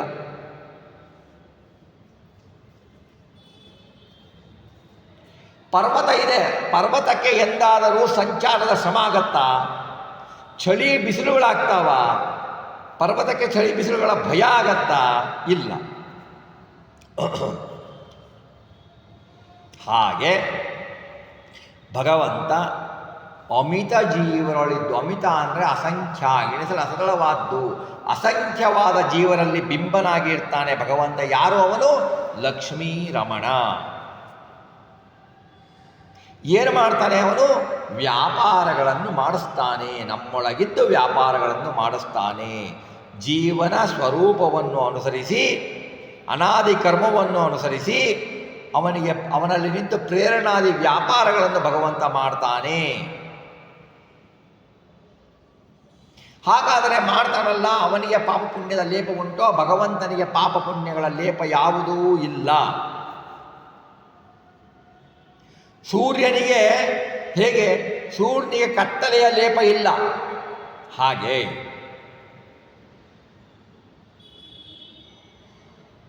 ಸೂರ್ಯ ಇದ್ದಾಗ ಹೇಗೆ ಅಂಧಕಾರ ಇರುವುದಿಲ್ಲವೋ, ಪಾಪಗಳೆಂಬ ಅಂಧಕಾರ ಸೂರ್ಯನೆಂಬ ಪರಮಾತ್ಮನಲ್ಲಿ ಸಮಸ್ಯೆ ಆಗೋದಿಲ್ಲ.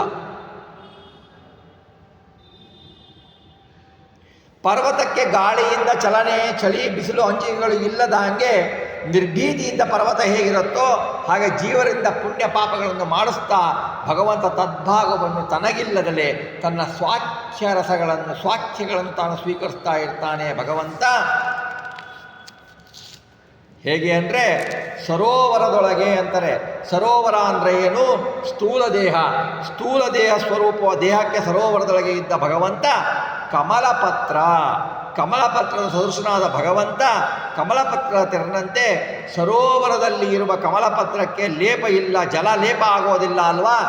ಜಲದೊಳಗೆ ಇರುತ್ತೆ ಕಮಲ, ಅದಕ್ಕೆ ಜಲದ ಲೇಪ ಆಗೋದಿಲ್ಲ. ಆ ರೀತಿ ಪರಮಾತ್ಮ ನಮ್ಮಲ್ಲಿ ಇರ್ತಾನೆ, ಸಕಲ ಜೀವರಲ್ಲಿ ಇರ್ತಾನೆ.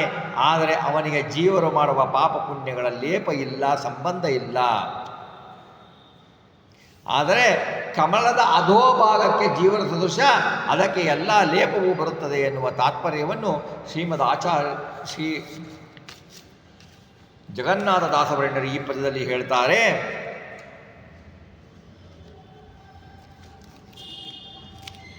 ಆಮೇಲೆ ಮುಂದೆ ಹೇಳ್ತಾರೆ. ಏನು ಹೇಳ್ತಾರೆ ಮುಂದಿನ ಪದ್ಯದಲ್ಲಿ ಅಂದರೆ, ಈ ದೇಹದಲ್ಲಿ ಇರುವ ದೇವದೈತ್ಯರಿಗೆ ಪುಣ್ಯ ಪಾಪ ವಿಭಾಗ ಮಾಡಿ ಕೊಡೋಣ ಎಂದು ಭಗವಂತ ಮಾಡ್ತಾನಲ್ವ, ಅದನ್ನು ಸಹಜವಾಗಿ ಕೊಡ್ತಾನೋ, ಅದರಲ್ಲಿ ಏನು ವೈಷಮ್ಯವಾಗಿ ಕೊಡ್ತಾನೋ ಎನ್ನುವುದನ್ನು ಹೇಳ್ತಾರೆ.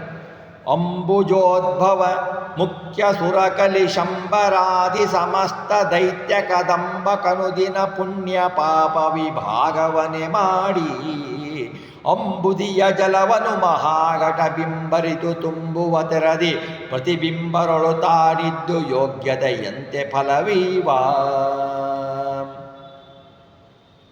ಅಂಬುಜೋದ್ಭವ ಮುಖ್ಯ, ಕಮಲದಲ್ಲಿ ಉತ್ಪನ್ನರಾದ ಕಮಲ ಸಂಭವರಾದ ಬ್ರಹ್ಮದೇವರು, ಇವರು ಸರ್ವೇಂದ್ರಿಯ ನಿಯಾಮಕತ್ವ, ನಮ್ಮಲ್ಲಿರುವ ಸರ್ವೇಂದ್ರಿಯ ನಿಯಾಮಕತ್ವ ಬ್ರಹ್ಮದೇವರಿಗೊಬ್ಬರಿಗೇ ಇರೋದು. ಸುರ, ಅವರ ನಂತರ ಬರುವ ರುದ್ರಾದಿಗಳು, ಗರುಡಶೇಷ ರುದ್ರಾದಿಗಳು, ಇವರೆಲ್ಲರೂ ಇಂದ್ರಿಯ ನಿಯಾಮಕರೇನಿದ್ದಾರೆ ಇಂದ್ರಿಯರು, ಇವರು ಒಂದೊಂದು ಇಂದ್ರಿಯಗಳ ನಿಯಾಮಕರು. ಆದರೆ ಸರಸಿಜೋದ್ಭವ ಬ್ರಹ್ಮದೇವರು, ಮುಖ್ಯ ಪ್ರಾಣದೇವರು ಸಕಲ ಇಂದ್ರಿಯಗಳಿಗೂ ನಿಯಾಮಕರು ಅವರು.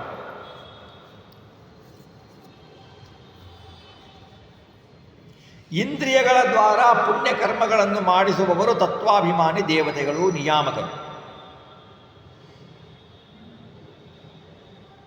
ಹಾಗೆಯೇ ಕಲಿ, ಶಂಬರ ಮುಂತಾದವರ ದೈತ್ಯರು, ಸಮಸ್ತ ದೈತ್ಯರು, ಸಮಸ್ತ ಪ್ರಾಣಿಗಳ, ಸಮಸ್ತ ಜೀವನ ಸ್ಥೂಲ ದೇಹ ಇಂದ್ರಿಯಗಳಲ್ಲಿ ನಿಂತು ಬಿಟ್ಟು ನಿಯಾಮಕರಾಗಿ ಪಾಪಕರ್ಮ ಪ್ರೇರಕರಾಗಿ ದೈತ್ಯರು ಇದ್ದಾರೆ. ನಾವು ಏನು ನೋಡಬಾರದ್ದನ್ನು ನೋಡ್ತೀವೋ ಕಣ್ಣಿನಿಂದ, ಕೇಳಬಾರದ್ದನ್ನು ಕೇಳ್ತೀವೋ ಕಿವಿಯಿಂದ, ನಡೆಯಲಿಕ್ಕೆ ಎಲ್ಲಿ ಹೋಗಬಾರದು ಅಲ್ಲಿ ಹೋಗ್ತೀವೋ ಪಾದದಿಂದ, ಇವಕ್ಕೆಲ್ಲ ನಾವು ಒಳ್ಳೆಯ ಕರ್ಮವನ್ನು ಮಾಡಿದರೆ ನಮ್ಮಲ್ಲಿರುವ ದೇವತೆಗಳು ಪ್ರೇರಣೆ ಮಾಡ್ತಾ ಇರ್ತಾರೆ, ಕೆಟ್ಟ ಕಾರ್ಯವನ್ನು ಮಾಡಿದರೆ ದೈತ್ಯರು ಪ್ರೇರಣೆ ಮಾಡ್ತಾ ಇರ್ತಾರೆ ಅಂತ ತಿಳ್ಕೊಳ್ಬೇಕು.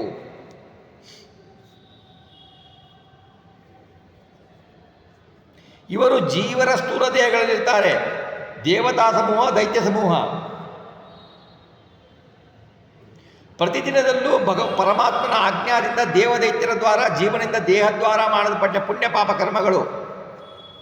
ಈ ಎರಡು ಪುಣ್ಯ ಪಾಪ ಕರ್ಮಗಳಲ್ಲಿ ಪುಣ್ಯವನ್ನು ವಿಭಾಗ ಮಾಡಿ ದೇಹಗತ ದೇವತೆಗಳಿಗೆ ಭಗವಂತ ಕೊಡ್ತಾನೆ, ಪಾಪ ಕರ್ಮಗಳ ವಿಭಾಗ ಮಾಡಿ ದೇಹಗತ ದೈತ್ಯರಿಗೆ ಅವರ ಸ್ವಾತಂತ್ರ್ಯ ವಿಭಾಗಕ್ಕೆ ಸಮತೂಕವಾಗಿ ಅವರಿಗೆ ಕೊಡ್ತಾನೆ. ಎಲ್ಲಿಯೂ ವೈಷಮ್ಯ ಭಗವಂತ ಮಾಡೋದಿಲ್ಲ. ಅವರವರಿಗೆ ಎಷ್ಟು ಅಂಶ ಸ್ವಾತಂತ್ರ್ಯವನ್ನು ಕೊಟ್ಟಿದ್ದಾನೋ ಅದಕ್ಕೆ ಅನುಗುಣವಾಗಿ ಅವರವರಿಗೆ ದೈತ್ಯರಿಗೆ ಪಾಪಕರ್ಮದ ಫಲ, ದೇವತೆಗಳಿಗೆ ಪುಣ್ಯಕರ್ಮದ ಫಲವನ್ನು ಭಗವಂತ ಕೊಡ್ತಾನೆ.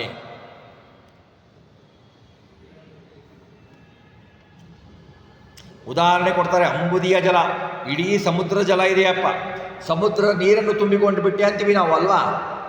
ಒಬ್ಬರು ಒಂದು ಕೊಡ ತೊಗೊಂಡು ಹೋಗ್ತಾರೆ, ಸಮುದ್ರದ ನೀರು ತಂದುಬಿಟ್ಟೆ ಅಂತಾರೆ. ಇಡೀ ಸಮುದ್ರದ ನೀರು ತಂದ್ರಾ?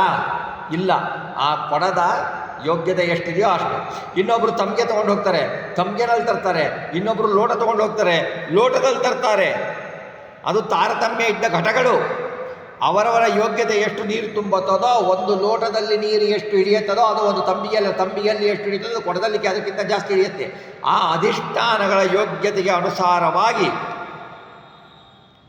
ಪುಣ್ಯ ಪಾಪಗಳೆಂಬ ಸಮುದ್ರಗತ ಫಲ, ಪುಣ್ಯ ಪಾಪಗಳೆಂಬ ಸಮುದ್ರಗತ ಫಲ ಇದೆಯಲ್ಲ, ಫಲಸರಿಸುವ ಉದಕ ತುಂಬಿ ಫಲವೀವ. ಅವರ ಯೋಗ್ಯತೆಗೆ ಅನುಸಾರವಾಗಿ ನ್ಯೂನ್ಯತೆಗಳಿಗಾಗಿ ತಾರತಮ್ಯಾನುಸಾರ ದೈತ್ಯರಿಗೆ ಪಾಪಕರ್ಮದ ವಿಭಾಗವನ್ನು ಫಲವನ್ನು, ಹಾಗೆ ದೇವತೆಗಳಿಗೆ ಪುಣ್ಯಕರ್ಮದ ಫಲವನ್ನು ಭಗವಂತ ಕೊಡ್ತಾನೆ ಎಂದು ದಾಸವರೇಣ್ಯರು ಹೇಳ್ತಾರೆ.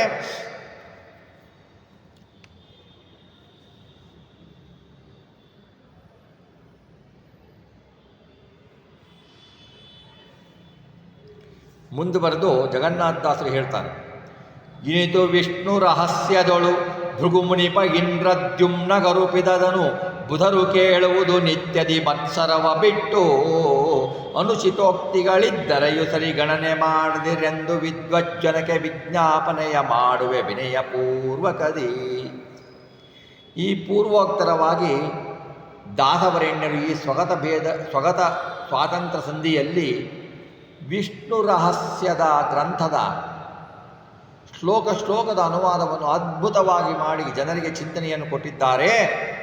ಅವರು ಹೇಳ್ತಾರೆ, ಈ ಪ್ರಕಾರವಾಗಿ ಸ್ವಾತಂತ್ರ್ಯ ವಿಭಾಗ ಕ್ರಮವನ್ನು ವಿಷ್ಣು ರಹಸ್ಯ ಎಂಬ ಪುರಾಣದೊಳಗೆ ಭೃಗುಮುನಿಪ ಭೃಗುಕುಲೋತ್ಪನ್ನನಾದ ಪರಶುರಾಮ ದೇವರು ಇಂದ್ರದ್ಯುಮ್ನನಿಗೆ ಅರುಪಿದರು. ಅದನ್ನು ಉದಾಹರಿಸಿ ಇದ್ದೇವೆ. ಅದನ್ನು ಬುಧರು ಗುರು ಉಪದೇಶದಿಂದ ಸಚ್ಚಾಟ ಸಂಪ್ರದಾಯಜ್ಞಾದ ಜ್ಞಾನಿಗಳು ಮತ್ಸರವ ಬಿಟ್ಟು, ಪಾಂಡಿತ್ಯ ಮತ್ಸರ ಬಿಟ್ಟು ನಿತ್ಯದಿ ಕೇಳುವುದು, ಪ್ರತಿದಿನದಲ್ಲೂ ಶ್ರವಣ ಮಾಡಬೇಕು. ಯಾರೋ ಏನೋ ದಾಸರು ಹೇಳ್ತಾ ಇದ್ದಾರೆ, ಇದು ನಾವು ಪಂಡಿತರು, ನಾವು ತಿಳ್ಕೊಂಡಿದ್ದೀವಿ, ನಾವು ಬಹಳ ದೊಡ್ಡ ಪಂಡಿತರು ತಿಳ್ಕೊಂಡಿದ್ದೀವಿ, ಇವರಲ್ಲಿ ಇಷ್ಟು ಪಾಂಡಿತ್ಯ ಇದೆಯಲ್ಲ ನಮಗೆ ಗೊತ್ತಿಲ್ವಲ್ಲ ನಮ್ಮ ಮತ್ಸರವನ್ನು ಬಿಟ್ಟು,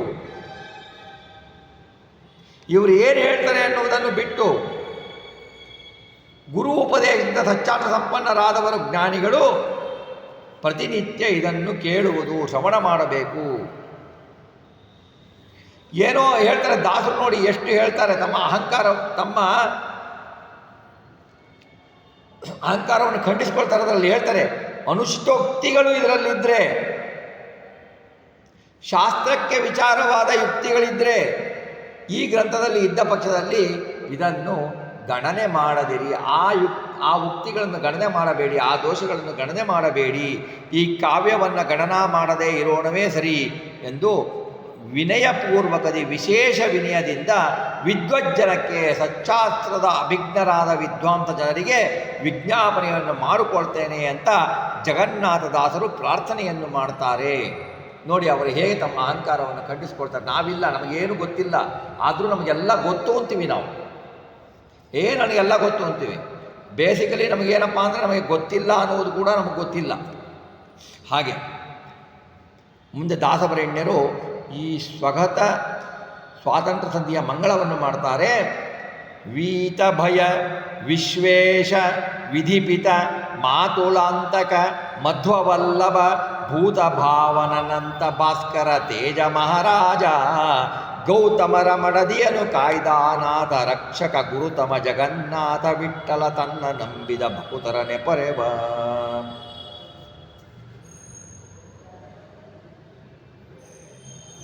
ವೀತ ಭಯ, ಭಗವಂತ ಸುರಾಸುರರಿಂದ ಹೋಗಲ್ಪಟ್ಟ ಭಯವುಳ್ಳವ. ಯಾರಿಂದನೂ ಭಗವಂತನಿಗೆ ಭಯ ಇಲ್ಲ. ವಿಶ್ವೇಶ, ಇಡೀ ವಿಶ್ವಕ್ಕೆ ಈಶ, ಚರಾಚರ ಸಮಸ್ತ ಪ್ರಪಂಚಕ್ಕೆ ಸ್ವಾಮಿಯಾದವನು ಭಗವಂತ. ಇದೆಲ್ಲವೂ ಅವನ ಅಧೀನ. ವಿಧಿಪಿತ, ವಿಧಿ ಎಂದು ಯಾರಿಗೆ ಕರಿತೇವೆ? ಬ್ರಹ್ಮದೇವರಿಗೆ ಕರಿತೇವೆ. ಬ್ರಹ್ಮದೇವರ ತಂದೆ, ಬ್ರಹ್ಮದೇವರನ್ನು ತನ್ನ ನಾಭಿಕಮಲದಲ್ಲಿ ಜನಿಸುವಂತೆ ಮಾಡಿದವನು ಭಗವಂತ. ಮಾತುಳಾಂತಕ, ಮಾತುಳಾಂತಕ ಅಂದರೆ ಏನು? ತನ್ನ ಸೋದರ ಮಾವನನ್ನು ಭಕ್ತರ ರಕ್ಷಣಾರ್ಥ ಕೊಂದವನು. ಅಂದರೆ ಏನು? ಶ್ರೀಕೃಷ್ಣ ಪರಮಾತ್ಮ ಸೋದರ ಮಾವನಾದ ಕಂಸನನ್ನು ಭಕ್ತರ ರಕ್ಷಣೆಗಾಗಿ ಕೃಷ್ಣಾವತಾರ ಮಾಡಿ ಅವರನ್ನು ಸಂಹರಿಸಿದವನು. ಮಧ್ವವಲ್ಲಭ, ಭಕ್ತ ಇವ ತುಷ್ಟಿಮಭ್ಯೇತಿ ವಿಷ್ಣುರ್ನ ಅನ್ಯೇನ ಕೇನಚಿತು ಎಂಬ ಉಕ್ತಿ ಇರುವುದರಿಂದ ಅತ್ಯಂತ ಪ್ರಿಯರಾದ ಶ್ರೀಮದ್ ಆನಂದ ತೀರ್ಥರಿಗೆ ಅತ್ಯಂತ ಪ್ರಿಯನಾದವರು ಪರಮಾತ್ಮ. ಭೂತ ಭಾವನ, ಪ್ರಾಣಿಗಳ ಪಂಚಭೂತಗಳ ಪ್ರಾಣಿಗಳ ಸೃಷ್ಟಿ ಮಾಡಿದವನು ಭಗವಂತ. ಪಂಚಭೂತಗಳನ್ನು ಪ್ರಾಣಿಗಳನ್ನು ಸೃಷ್ಟಿ ಮಾಡಿದವನು ಭಗವಂತ. ಅನಂತ ಭಾಸ್ಕರ ತೇಜ, ಸೂರ್ಯನ ಪ್ರಕಾಶ ಇದ್ದರೆ ಕತ್ತಲೆ ಹೋಗುತ್ತೆ, ಹೊರಗಿನ ಕತ್ತಲೆ ಹೋಗುತ್ತೆ. ಭಗವಂತನ ಪ್ರಕಾಶ ನಮ್ಮಲ್ಲಾದರೆ, ಭಗವಂತನ ಇರುವಿನ ಅರಿವು ಎಂಬ ಪ್ರಕಾಶ ನಮ್ಮಲ್ಲಿ ಆದರೆ ನಮ್ಮ ಒಳಗಿನ ಕತ್ತಲೆಯೂ ಹೋಗುತ್ತೆ. ಅನಂತ ಸೂರ್ಯಕೋಟಿ ಪ್ರಕಾಶನಾದವನು ಭಗವಂತ. ಮಹಾರಾಜ ಅವನು. ಯಾರೀ ಮಹಾರಾಜರು? ಯಾರೂ ಅಲ್ಲ. ಯಾರು ಚಕ್ರವರ್ತಿಗಳು? ಯಾರೂ ಅಲ್ಲ. ಯಾರು ನೃಪರು? ಯಾರೂ ಅಲ್ಲ. ಚರಾಚರಾತ್ಮಕ ಪ್ರಪಂಚಕ್ಕೆ ಅನಂತ ಬ್ರಹ್ಮಾಂಡಗಳಿಗೆ ರಾಜನಾದವನು, ಅಧಿಪತಿಯಾದವನು ಭಗವಂತ.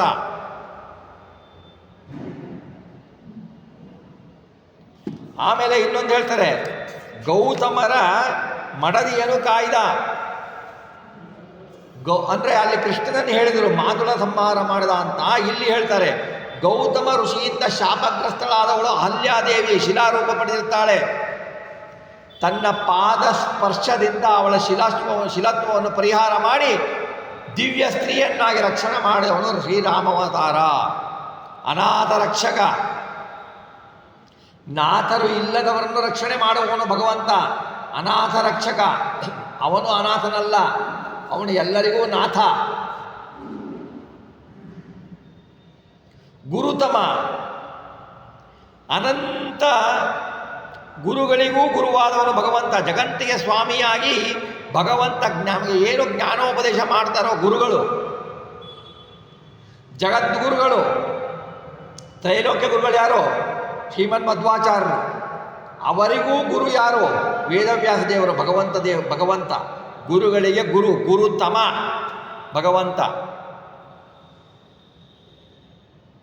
ಜಗನ್ನಾಥ ವಿಠ್ಠಲ, ಜಗತ್ತಿಗೆ ಸ್ವಾಮಿಯೂ ಪಾಪ ಪರಿಹಾರಕನೂ ಆದ ಜಗನ್ನಾಥ ವಿಠ್ಠಲ ತನ್ನ ನಂಬಿದ, ನೀನೇ ಗತಿಯಪ್ಪ, ನಿನಗೆ ಶರಣಾಗುತ್ತೇನೆ ಎಂದು ನಂಬಿದ ಭಕುತರನ್ನು ಪೊರೆವ ಅಂತ ಹೇಳಿ ಈ ಸಂಧಿಯ ಮಂಗಳವನ್ನು ಮಾಡ್ತಾರೆ. ಸ್ವಗತ ಸ್ವಾತಂತ್ರ್ಯ ಸಂಧಿ ಎಂಬುವ ಚಿಂತನೆಯನ್ನು ಕೊಡ್ತಾರೆ. ಒಂದು ದತ್ತ ಸ್ವಾತಂತ್ರ್ಯ ಸಂಧಿಯನ್ನು ಕೊಟ್ಟರು, ಒಂದು ಸ್ವಗತ ಸ್ವಾತಂತ್ರ್ಯ ಸಂಧಿಯನ್ನು ಕೊಟ್ಟರು. ಈ ವಿಭಾಗವನ್ನು ವಿಷ್ಣು ರಹಸ್ಯದಲ್ಲಿ ಬಹಳ ಅದ್ಭುತವಾಗಿ 30ನೇ ಅಧ್ಯಾಯದಲ್ಲಿ ತಿಳಿಸಿದ್ದಾರೆ. 30ನೇ ಅಧ್ಯಾಯದಲ್ಲಿ ತಿಳಿಸಿದ್ದ ಅದನ್ನು ಅನುವಾದವನ್ನು ಮಾಡಿ ಸಕಲ ಭಕ್ತ ಜನರಿಗೆ, ಸಕಲ ಪಾಮರರಿಗೆ ಅನುಕೂಲವಾಗುವಂತೆ ಚಿಂತನೆ ಮಾಡುವುದಕ್ಕೆ ಸಹಾಯಕವಾಗಿ ಶ್ರೀ ಜಗನ್ನಾಥದಾಸರು ಹರಿಯ ಸ್ವಗತ ಹರಿಯು ತನ್ನ ಸ್ವಾತಂತ್ರ್ಯವನ್ನು ಹೇಗೆ ವಿಭಾಗ ಮಾಡಿ ಜನರಲ್ಲಿ ಕೊಟ್ಟ ಅನ್ನುವುದನ್ನು ತಿಳಿದುಕೊಳ್ಳುವುದಕ್ಕೋಸ್ಕರ ಈ ಅದ್ಭುತವಾದ ಸಂಧಿಯನ್ನು ನಮಗೆ ತಿಳಿಸಿದ್ದಾರೆ. ಅಂದರೆ ನಾವು ಅಂತ ತಿಳ್ಕೊಳ್ಬೇಕು, ಭಗವಂತ ಅವನಲ್ಲಿರುವ ಸ್ವಾತಂತ್ರ್ಯವನ್ನು ವಿಭಾಗ ಮಾಡಿ ನಮಗೆ ಕೊಟ್ಟ ಅಂದರೆ ಭಗವಂತನ ಸ್ವಾತಂತ್ರ್ಯ ಕಡಿಮೆ ಆಗಲಿಲ್ಲ ರೀ. ಭಗವಂತನ ಸ್ವಾತಂತ್ರ್ಯ ಕಡಿಮೆ ಆಗಲ್ಲ. ನಮ್ಮ ಸೃಷ್ಟಿಗೋಸ್ಕರ, ನಮ್ಮ ಸಾಧನೆಗೋಸ್ಕರ ಭಗವಂತ ಕರ್ತೃತ್ವವನ್ನು ನಮಗೆ ಕೊಡ್ತಾನೆ. ಕರ್ತೃತ್ವವು ಎಷ್ಟು ನಮ್ಮ ಯೋಗ್ಯತೆಗೆ ಅನುಸಾರವೋ ಅಷ್ಟಕ್ಕೆ ಅನುಸಾರವಾಗಿ ಆ ಒಂದು ಅಂಶ ಜೀವರಲ್ಲಿ ಕೊಡ್ತಾನೆ. ಸಕಲ ಜೀವರಲ್ಲಿ ಒಂದೇ ಅಂಶ ಇರೋದು, ಒಂದೇ ಅಂಶವನ್ನು ಕೊಡ್ತಾನೆ ಭಗವಂತ. ಆ ಅಂಶವನ್ನು ಅವರ ಸ್ವಾತಂತ್ರ್ಯ ಅಂಶವನ್ನು ಒಂದು ಕೊಡ್ತಾನೆ. ಅಂದರೆ ಏನು? ಅದನ್ನು ಕೊಟ್ಟರೂ ಕೂಡ ಆ ಸ್ವಾತಂತ್ರ್ಯವು ಅವನ ಅಧೀನವಾಗಿರುತ್ತೆ. ಅವನು ನಮ್ಮಲ್ಲಿ ನಿಂತು, ಬಿಂಬರೂಪಿಯಾದ ಪರಮಾತ್ಮ ನಮ್ಮಲ್ಲಿ ನಿಂತು ಆ ಸ್ವಾತಂತ್ರ್ಯದ ಅಂಶವನ್ನು ಇಟ್ಟು ಆ ಸ್ವಾತಂತ್ರ್ಯ ಅಂಶದ ದ್ವಾರ ನಮ್ಮಲ್ಲಿ ಕರ್ಮವನ್ನು ಮಾಡಿಸಿ ಕರ್ತೃತ್ವವನ್ನು ಕೊಟ್ಟು ಕರ್ತೃತ್ವವನ್ನು ಮಾಡಿಸ್ತಾನೆ ಎನ್ನುವ ಚಿಂತನೆಯನ್ನು ನಾವು ಇಟ್ಕೊಂಡ್ರೆ ಈ ಸ್ವಗತ ಸ್ವಾತಂತ್ರ್ಯ ಸಂಧಿ ಹಾಗೂ ದತ್ತ ಸ್ವಾತಂತ್ರ್ಯ ಸಂಧಿಯ ಅನುಸಂಧಾನವನ್ನು ನಾವು ಮಾಡಿಕೊಳ್ಳಬೇಕು ಅನ್ನುವ ಚಿಂತನೆಯೊಂದಿಗೆ ಇವತ್ತಿನ ಈ ಚಿಂತನೆಯನ್ನು ಶ್ರೀ ಜಗನ್ನಾಥದಾಸರ ಅಂತರ್ಗತ, ಶ್ರೀ ರಾಘವೇಂದ್ರ ಸ್ವಾಮಿಗಳ ಅಂತರ್ಗತ, ಶ್ರೀ ಭಾರತೀಯ ಅಂತರ್ಗತ ಲಕ್ಷ್ಮೀನಾರಾಯಣನಿಗೆ ಅರ್ಪಿಸೋಣ. ಶ್ರೀಕೃಷ್ಣ.